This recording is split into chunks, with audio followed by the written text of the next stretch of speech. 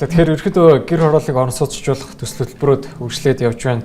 Ерөөхдөө хоёулаа эхлээд нийслэлийн орон сууцны корпорац одоо дид хүүдийг орон сууцчлуулах төслүүдийн энэ хөрөнгө оруулалтыг шийдэхэд тулгарч байгаа асуудлуудын талаар ярилцлага эхлэе гэж бодож байна. Таны хувьд ерөөхдөө сүүлд анзаарсан хамгийн гол хүндрэл одоо юу юм шиг тулгарч байгаа вэ? За Улаанбаатарын хувьд гэр хорооллыг орон сууцчлуулах энэ ажлын хүрээнд 6 дэд төвийн ажил хийгдэж байгаа. Тэгээд эндээс 100% ажил нь дууссан Сэлэв дэд төв, Баян Хөшөө дэд төв дээр орон сууцчлуулах төсөл маань эхэлж байгаа. Ингээд хамгийн түрүүнд бидний хийж байгаа ажил бол Сэлэв дэд төв дээр 12,000 айлын орон сууцны төслийн ажил эхэлсэн. Ингээ үүнтэй холбоотойгоор газар чөлөөлтийн ажлыг сая өнгөрсөн 4 сарын хугацаанд бид хийж байгаа.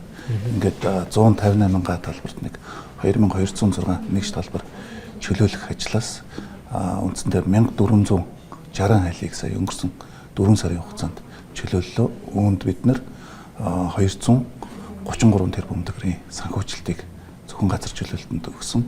Одоо бид дараагийн шатны барилгажуулах төсөл дээр нийслэлд гадаадын бонд усах хэрэгээ бас усыг бол засгийн газраас авсан. Тэгээд энэ дагуу гадны бонд усах ажил руугаа орчихсон явж байгаа.